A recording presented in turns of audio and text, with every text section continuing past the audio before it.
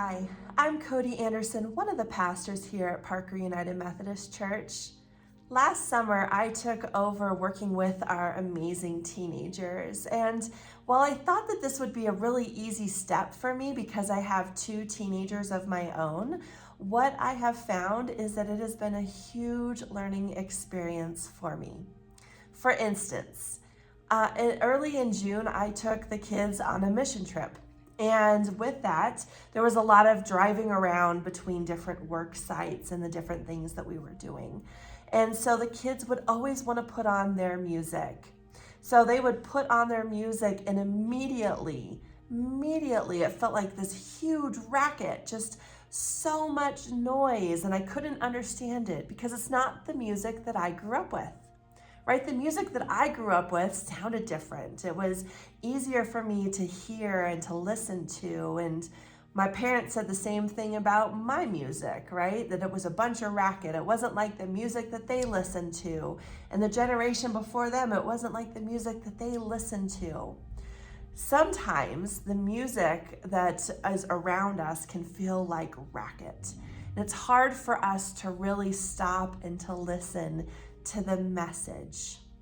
So what I've learned in youth ministry this year is listening to the message. You know, kids have a whole new vocabulary now with words like bro and sus and cap, and trying to figure out what they're actually saying without judging the words that they're using is really hard to do. We are surrounded in a culture full of noise. Things that are coming at us, so many different places, so many different noises, that it is really hard to tune things out and to hear the message that's behind everything. But as Christians, that is what we are called to do. We're called to listen with ears that are expectant and are full of understanding, not judgment, and are really intentional about hearing the message. What is the thing that is being said despite all of the noise? But it's a challenge to listen. It is hard to sit and to really listen, to put all of our stuff aside, all of the busyness that we have, all of the things that are happening around us, even our own wants and desires. It's really hard for us to put that aside and truly listen. Listen with ears that are full of love and grace. So because sound is around us all of the time, what happens is we usually tune out most of the sound. So if I'm in a coffee shop having coffee with somebody, it is loud. There's a lot of different conversations happening. There's a lot of different things that are happening within making the coffee or the drinks, right? There's all that noise. There's a lot of times noise of a radio. It can be really hard to sit and to listen to the person who's in front of me. But what I found is that you end up tuning out the rest of the noise and you really focus on that person who is sitting there. And that is really what we are called to do. To truly listen requires interpretation, right? To be able to understand and interpret what is actually being said. And to interpret with accuracy requires a trained ear. We have to practice listening. So when I'm sitting here with youth and they're using those words like bro and sus and cap, I have to interpret those words into my vocabulary. But I also have to try to figure out what the true message is being said, right? Trying to get the accuracy of what's being said.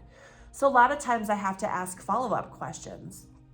I have to ask questions like, so what I'm hearing you say is, or maybe I have to ask, can you tell me more about that? So that I can truly understand. So we have to work at having a spiritual practice of listening. That's kind of what our sermon series has been about with hospitality.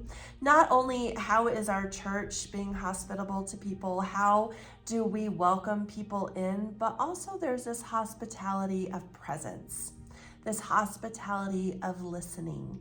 And that truly is what helps create relationships and helps us be able to understand one another and to learn from each other and to create a space where all can belong. So, spiritual practice of listening. Have you ever just sat in a quiet space? Like it feels a little awkward, right? I'm sitting here in this classroom downstairs. I can hear some of the noises from the preschool upstairs, but really if I stop talking, all I can hear is the clock ticking, ticking, ticking. It's hard to be in silence because we're so used to being around noise.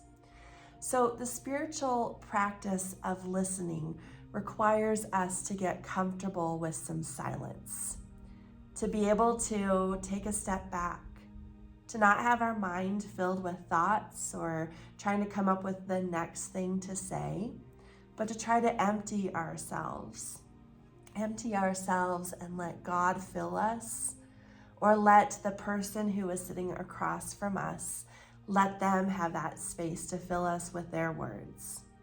So in order to begin this spiritual practice of listening, we have to first approach it with a space of humility and curiosity. When we are trying to listen to God's voice in our lives, we have to first go, I don't have all the answers. I don't even have probably half the answers. But God, I know that you do. And so speak to me. And also it requires us to be curious. God, I have no clue. Will you teach me? Will you show me something new? Will you help speak to me in a way that helps guide me, that helps me understand more? And then as we do this spiritual practice of listening, we also have to think about our context, or the context of where we are or what is being said to us. So we know that when we read scripture, we have to be able to read that with lenses of context, right? Knowing the historical pieces, knowing the class systems, knowing how women were treated in those societies or outsiders were treated in society. That helps us understand a little bit more. But also when we are meeting with neighbors, with people who we don't know, we have to understand their context as well. Living in Douglas County, we can assume that a lot of people have a lot of money and they're able to travel and they're able to spend. But if we don't understand the context of our neighbor who is struggling to make ends meet, if we assume that they have no problem with money and they're speaking to us from a place where they are struggling and they're afraid that they won't have enough, that if we don't understand that, then we're not going to be able to understand what they're saying to us.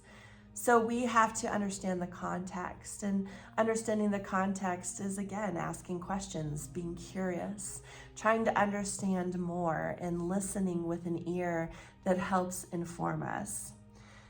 And finally, that spiritual act of practice of listening requires for us to pause, to not rush to judgment, to be able to sit and to ponder with what we're hearing, what we're listening, and even to have space of silence.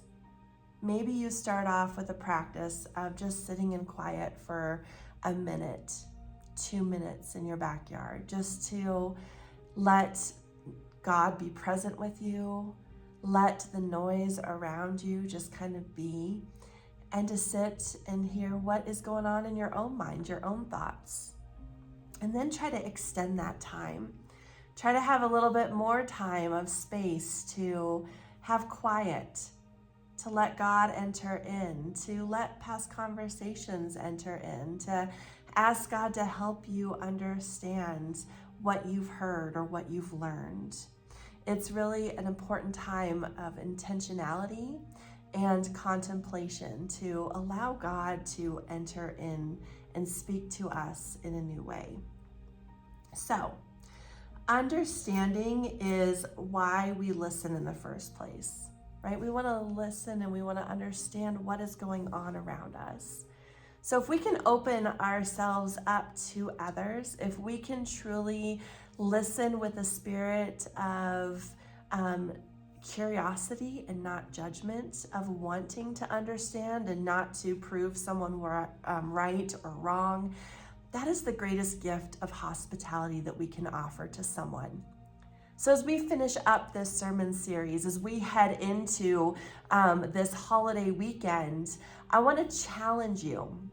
I want to challenge you to become curious, to talk to people who you don't know, to truly listen to what they are saying, to ask questions about who they are, their life experiences, what their fears are, what they're struggling with. See if God is opening up doors for you to be able to build relationships that can not only be a blessing to others and to you, but can also bring out abundant life.